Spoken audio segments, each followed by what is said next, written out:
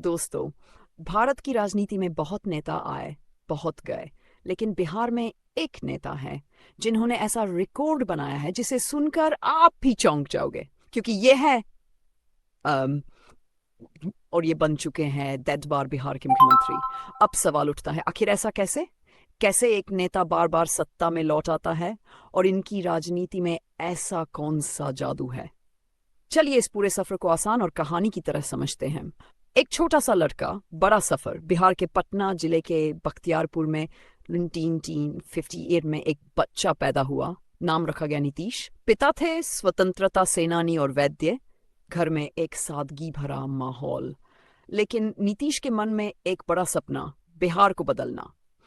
Part 2, राजनीति में कदम और संघर्ष। इंजीनियरिंग की पढ़ाई की, लेकिन नौकरी कम की, राजनीति ज्यादा की। शुरुआत की जेपी आंदोलन से, फिर धीरे धीरे जनता दल और फिर जेडीयू, और फिर आते हैं साल 2000। फर्स्ट टर्म सिर्फ शरद दिन। हाँ दोस्तों, नीतीश पहली बार 2000 में सीएम बने, लेकिन सिर्फ शरद दिनों के लिए। बहुमत नहीं मिला, इस्तीफा देना पड़ा। लेकिन यहीं से कहानी शुरू होती है। नंबर सेकंड टर्म, सिक टर्म, सुशासन बाबू की छवि। 2005 में नीतीश पूरी तैयारी के साथ लौटे। बिहार की कानून व्यवस्था सुधरी, सड़कें बनी, शिक्षा स्वास्थ्य में काम हुआ, और इसी वजह से जनता ने लगातार मौका दिया।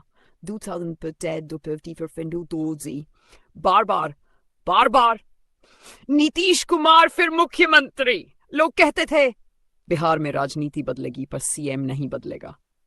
सेवेंथ टर्म से नाथ टर्म, गठबंधन बदलता रहा, लेकिन कुर्सी नहीं। कभी एनडीए, कभी महागठबंधन, कभी फिर एनडीए। नीतीश ने अपनी राजनीति को समय के हिसाब से बदला और हर बार सत्ता में वापस आए। राजनीति के जानकार कहते हैं नीतीश गठबंधन की राजनीति के सबसे बड़े खिलाड़ी हैं। 10th term, record. वेसी नवंबर 2025, नीतीश कुमार ने 10वीं बार शपथ ली, और इसके साथ उन्होंने भारत के राजनीतिक इतिहास में एक ऐसा रिकॉर्ड बना दिया जो शायद आने वाले कई दशक तक कोई न तोड़ पाए।